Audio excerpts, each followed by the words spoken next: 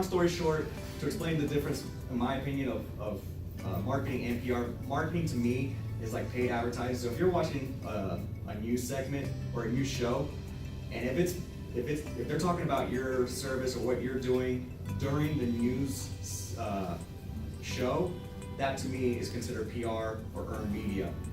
If it's during the commercials, that to me is considered marketing or sometimes paid advertising.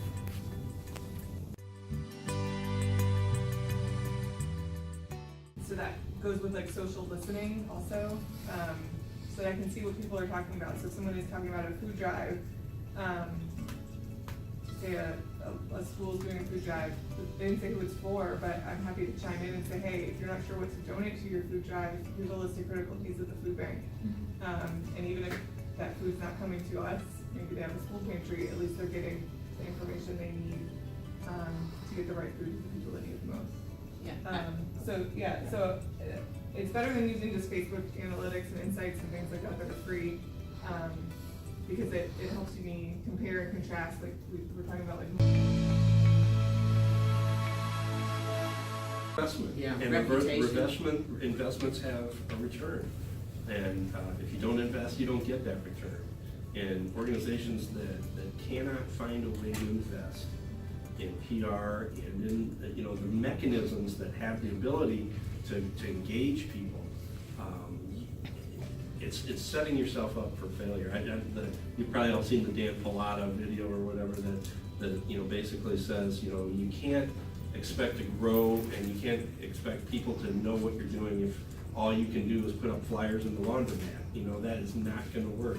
You have to reach people in scale. You have to be able to get in front of people, and that does take some investment. And the tough part for nonprofits is, anything that we put toward that, we're taking away from the provision of services. Well, if you want your provision of services to remain exactly what they are today forever, if you're lucky, you'll probably wither away at some point. But if you want them to stay exactly the same, then don't do anything. But if you want to help more people and more people and more people over time, that investment has to be there. It has to be a part of what you use those dollars for, and then you have to use them effectively so that you can demonstrate that return on investment. At the food bank, we were very small, and we had really very little budget.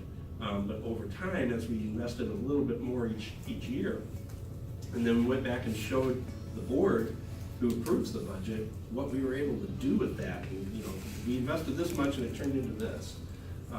Now we're pretty well resourced to be able to do that.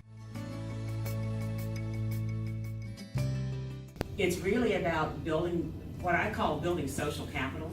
So it's building relationships, mutually beneficial relationships with stakeholders. And depending on what your industry is, or your company is, that depends. I mean, every stakeholder, group of stakeholders is different.